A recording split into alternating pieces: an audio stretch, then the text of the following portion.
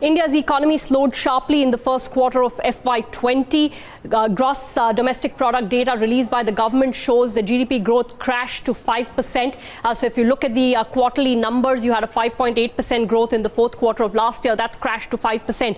The Bloomberg expectation was for a consensus number around 5.7%. There were those who were expecting a number close to 5.5%, but few would have anticipated this kind of weakness that we have seen from 5.8 to 5% in the first quarter. It's not just about the decline in that one quarter. This is now the fifth quarter that we have seen of declining growth.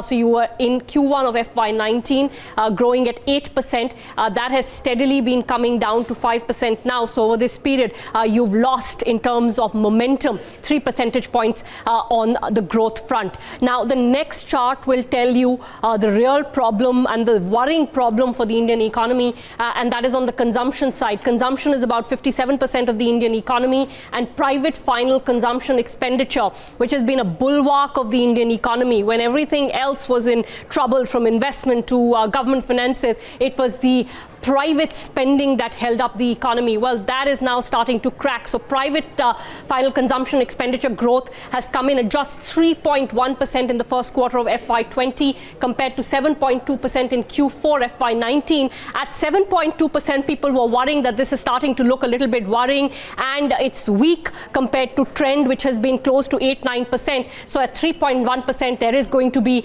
justifiably some alarm. The reason I say that is because we don't have private investment in the economy right now. The government's finances are constrained. And on top of that, if consumption, the one thing that was going right for the economy, also starts to crack, then you really have something to worry about.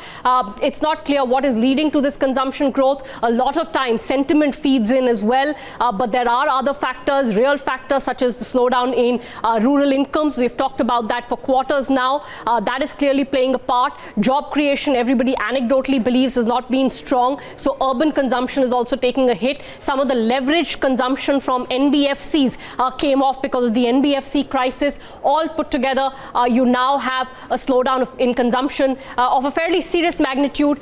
If this is not a one-quarter slowdown. One shouldn't make too much of a one-quarter slowdown, but the extent of the slowdown is most definitely worrying.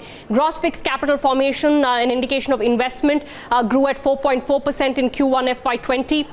Slightly better than the 3.6% number in the previous quarter, which had probably been impacted to some extent by election-related uncertainty. But again, even at 4.4%, it's hardly a number that we would cheer.